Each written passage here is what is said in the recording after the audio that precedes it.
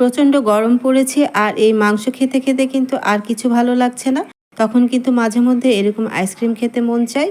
আর ঘরেই কিন্তু খুব সহজে ১ টেবিল চামচ কাস্টার্ড পাউডার দিয়ে এরকম মজাদার ক্রিমি কাস্টার্ড আইসক্রিম আপনি কিন্তু তৈরি করে নিতে পারবেন খুবই সহজে। আর দোকানের থেকে অনেক বেশি টেস্টি হয়েছে। আর দেখতেই পাচ্ছেন নিশ্চয়ই কতটা সফট আর কতটা ক্রিমি হয়েছে এই কাস্টার্ড পাউডার দিয়ে আইসক্রিমটি। আর খুবই মজা খেতে। চলুন তবে শুরু করা যাক কিভাবে আমি এই কাস্টার্ড আইসক্রিমটি তৈরি করেছি। আসসালামু আলাইকুম, কেমন আছেন সবাই? প্রথমেই বলেছি আমি যে কাস্টার্ড পাউডার দিয়ে এই আইসক্রিমটি তৈরি করব মাত্র ১ টেবিল চামচ কাস্টার্ড পাউডার দিয়ে। আর একটু ভালো ব্র্যান্ডের কাস্টার্ড পাউডারটা আপনাকে নিতে হবে। আমি এখানে ১ টেবিল চামচ কাস্টার্ড পাউডার নিয়েছি আর ৩ টেবিল চামচ নর্মাল পানি দিয়েছি। পানি দিয়ে কাস্টার্ড পাউডারটা খুব ভালো করে গুলে নিচ্ছি। আপনি যদি একটু ভালো ব্র্যান্ডের কাস্টার্ড পাউডারটা নেন তাহলে এই ১ টেবিল চামচ দিয়ে কিন্তু আপনার অনেকগুলো আইসক্রিম তৈরি হয়ে যাবে। ভালো ব্র্যান্ডের কাস্টার্ড পাউডার নিলে কাস্টার্ড পাউডারে কিন্তু গুঁড়ো দুধ থাকে, তারপরে আবার সুগার থাকে। সেজন্য আপনি একটু ভালো ব্র্যান্ডের কাস্টার্ড পাউডারটা নেওয়ার চেষ্টা করবেন। কাস্টার্ড পাউডারটা আমার তৈরি হয়ে গেছে, এখন আমি সাইড করে রেখে দিচ্ছি। আর আইসক্রিম তৈরি করার জন্য এখানে আমি দুধ নিয়েছি। এখানে আমি গরুর দুধটা নিয়েছি প্রায় ১ লিটারের মতো। গরুর দুধটা ভালো করে আমি জাল করে নিচ্ছি। আর আপনাদের যদি জাল করা থাকে তাহলে কিন্তু এখানে কাস্টার্ড পাউডার মিশিয়ে নিতে পারবেন।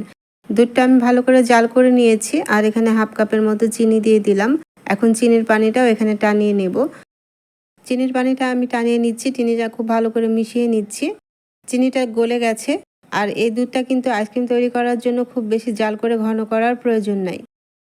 জাল হয়ে গেছে, এখন আমি এখানে 2 টেবিল চামচের মতো গুঁড়ো দুধ দিচ্ছি। গুঁড়ো দুধটা দেবেন, তাহলে আইসক্রিম খেতে কিন্তু অনেক টেস্টি হয়, অনেক মজা হয়, সুন্দর একটা ফ্লেভার আসে, আবার আইসক্রিমটাও কিন্তু ক্রিমি ভাব চলে আসে। সেজন্য গুঁড়ো দুধটা দিয়ে দেবেন।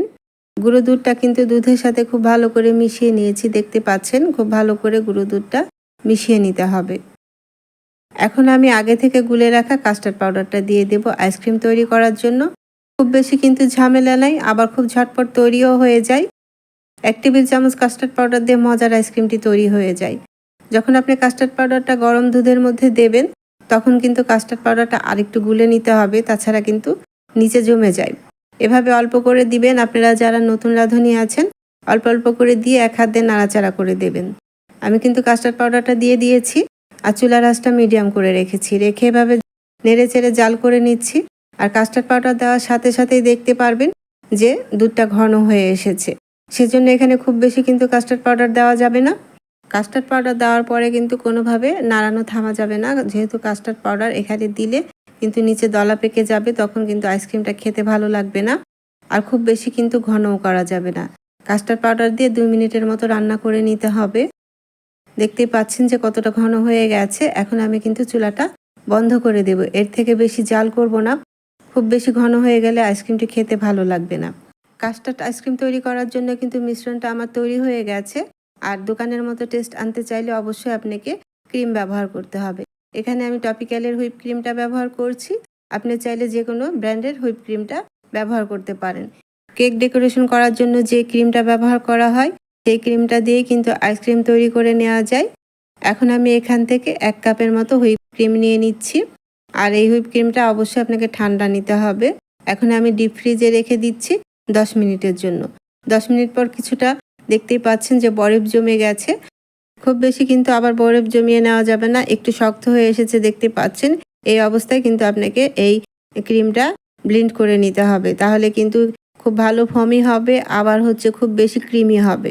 এখন আমি একটি হ্যান্ড ব্লেন্ডার দিয়ে আমি ব্লেন্ড করে নিচ্ছি। অবশ্যই আপনাকে হ্যান্ড ব্লেন্ডার দিয়ে ব্লেন্ড করে নিতে হবে। এরকম ঠান্ডা অবস্থায় এখন আমি ব্লেন্ড করে নিচ্ছি। আর এটিকে আপনাকে হ্যান্ড ব্লেন্ডার দিয়ে ব্লেন্ড করে নিতে হবে। এভাবে ব্লেন্ড করে নিচ্ছি, দেখতে পাচ্ছেন যে কিছুটা শক্ত আছে। আর খুবই সুন্দর একটা ফোমি টেক্সচার চলে আসবে, সেই পর্যন্ত আপনাকে ব্লেন্ড করে নিতে হবে।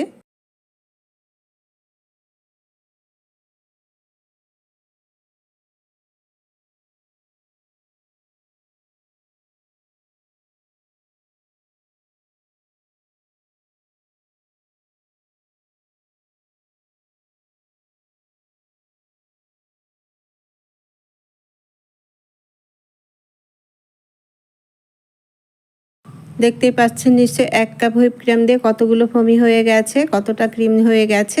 এখন এখানে আমি টেস্ট বাড়ানোর জন্য কনডেন্স মিল্ক দিচ্ছি। এখানে আমি প্রায় 4 টেবিল চামচের মতো কনডেন্স মিল্ক দিচ্ছি। আর এই কনডেন্স মিল্কটাই আপনার আইসক্রিমের টেস্টটা দ্বিগুণ বাড়িয়ে দেবে। আপনার দোকানের মতো টেস্ট চাইলে এরকম করেই আপনাকে হুইপ ক্রিমের সাথে কনডেন্স মিল্কটা দিয়ে ব্লেন্ড করে নিতে হবে।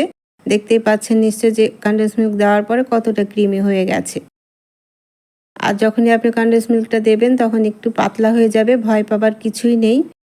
এভাবেই কিন্তু আপনাকে আইসক্রিমটা তৈরি করলে অনেক বেশি মজা হয় আর খুব বেশি টেস্টি হবে। দেখতেই পাচ্ছেন যে ফোমি হয়ে গেছে আর কতটা ক্রিমি হয়েছে। তবে খুব বেশি কিন্তু ব্লেন্ড করে শক্ত করে নেওয়া যাবে না। এরকম যখন ক্রিমি ভাব চলে আসবে তখনই কিন্তু আপনাকে ব্লেন্ড করাটা বন্ধ করে দিতে হবে। আইসক্রিম তৈরি করার জন্য এই ক্রিমটা আমার তৈরি হয়ে গেছে। এখন যে আমি আগে থেকে কাস্টার্ড পাউডার দিয়ে দুধটা জাল করে রেখেছিলাম, ওখান থেকে প্রায় 1 কাপের মতো দুধের মিশ্রণটা আমি দিয়ে দিচ্ছি। খুব বেশি যদি আপনি আবার এই দুধের মিশ্রণটা দিয়ে দেন তখন কিন্তু আইসক্রিমটা ক্রিমি থাকবে না, ফোমি থাকবে না, একটু শক্ত হয়ে যাবে। আর এভাবে একটি স্প্যাচুলা দিয়ে আপনি মিক্সড করে নিতে পারেন অথবা ব্লেন্ডার দিয়েও ব্লেন্ড করে নিতে পারেন। তবে ব্লেন্ডার দিয়ে ব্লেন্ড করলে খুব বেশি ব্লেন্ড করা যাবে না, তাহলে কিন্তু আবার পানি পানি হয়ে যাবে। তখন আইসক্রিমটা ফোমি থাকবে না, একটু শক্ত হয়ে যাবে। আমি হালকা করে ব্লেন্ড করে আমি মিশিয়ে নিয়েছি। আর যারা নতুন রাঁধুনি আছেন তারা এভাবে কিন্তু একটি স্প্যাচুলা দিয়ে মিশিয়ে নেবেন, তাহলে একটু ফোমি ভাবটা থাকবে। আমি হ্যান্ড ব্লেন্ডার দিয়ে 30 সেকেন্ডের মতো ব্লেন্ড করে নিচ্ছি, খুব বেশি কিন্তু ব্লেন্ড করা যাবে না। আর আপনারা যদি আইসক্রিমটা খুব বেশি ফোমি খেতে চান তাহলে আপনাকে হুইপ ক্রিমের পরিমাণটা আরেকটু বাড়িয়ে দিতে হবে। আমি কিন্তু 1 কাপ হুইপ ক্রিম দিয়ে 1 কাপ দুধের মিশ্রণ দিয়ে কিন্তু এই আইসক্রিমটা বানিয়ে নিচ্ছি। তৈরি হয়ে গেছে। আর অবশ্যই আপনাকে দুধ আর কাস্টার্ডের মিশ্রণটা ঠান্ডা করে এই হুইপ ক্রিমের সাথে মেশাতে হবে।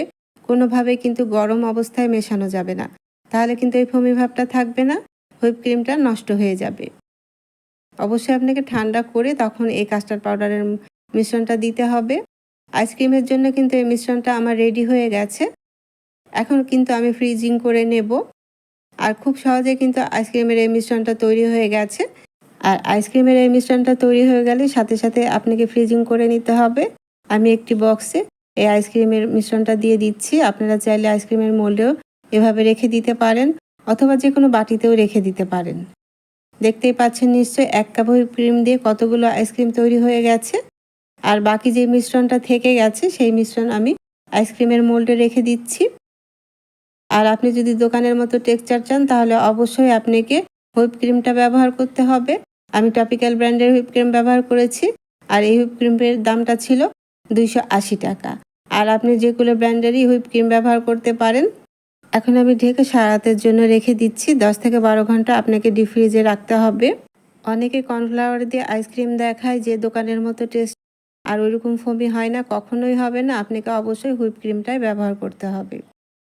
আর কাস্টার্ড পাউডারের যে দুধের মিশ্রণটা ছিল যেটা বেঁচে গেছে সেটা দিয়ে আমি আইসক্রিমের মোল্ডে কিছু আইসক্রিম এখানে সেট করে নিচ্ছি। এটাও 10 থেকে 12 ঘন্টার মতো সেট করে নিতে হবে। আর অবশ্যই আপনাকে ক্রিম ব্যবহার করতে হবে। যদি দোকানের মতো সফট আইসক্রিম আপনি খেতে চান তাহলে আপনাকে হুইপ ক্রিমই দিতে হবে।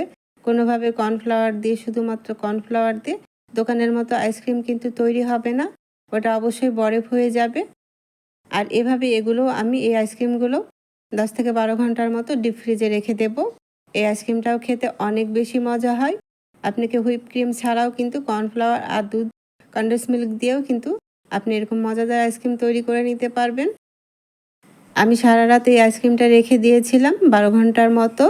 দেখতেই পাচ্ছেন আইসক্রিমটা তৈরি হয়ে গেছে। কিছুটা ঠান্ডা হয়ে গেলেই আমি আইসক্রিমটা উঠিয়ে নেব। আমি এখানে কিছুটা টুটি ফুটি দিয়ে দিচ্ছি। আপনি চাইলে এখানে কাজু বাদাম বা এমনিও খেয়ে নিতে পারবেন। এমনি খেতেও তো অনেক বেশি মজা হয়েছিল। ডেকোরেশনটা আপনার উপরে ডিপেন্ড করে। আমি আপনাদেরকে কেটে দেখাচ্ছি যে কতটা সফট হয়েছে আর কতটা স্মুথ হয়েছে। আর খুব বেশি ফোমি হয়েছে, খেতে কিন্তু অনেক বেশি মজা হয়েছিল। বাচ্চারা যখনই আইসক্রিম খাইয়ে বায়না করবে তখনই কিন্তু আপনি ফ্রিজ থেকে বের করে এভাবে আইসক্রিমটা দিতে পারেন। আর বড়রাও তো খেয়ে নিতে পারবে। প্রচণ্ড গরমে কিন্তু এরকমই আপনি আইসক্রিম খেলে মন প্রাণ ঠান্ডা হয়ে যাবে। আর একটি হুইপ ক্রিম দিয়ে কিন্তু অনেকগুলো আইসক্রিম তৈরি হয়ে যায়। আর এই হুইপ ক্রিমটা আপনি 1 বছরের মতো সংরক্ষণ করে রেখে দিতে পারবেন। দেখতেই পাচ্ছেন নিশ্চয়ই কতটা সফট হয়েছে আর কতটা স্মুথ হয়েছে, আর খুব বেশি ক্রিমি হয়েছে আর অনেক বেশি টেস্টি হয়েছে।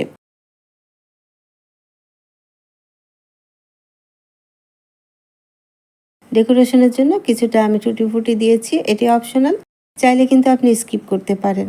আর বাকি যে আইসক্রিমের মোল্ডে আমি আইসক্রিমগুলো সেট করেছি সেগুলোও কিন্তু খেতে অনেক বেশি ক্রিমি হয়েছিল আর অনেক বেশি টেস্টি হয়েছিল। আর যে প্রচণ্ড গরম পড়েছে খুব সহজে কিন্তু আইসক্রিমটা তৈরি হয়ে যায়। আমি আইসক্রিমের মোল্ডে যে আইসক্রিমগুলো তৈরি করেছি সেটিও আমি বের করে দেখালাম।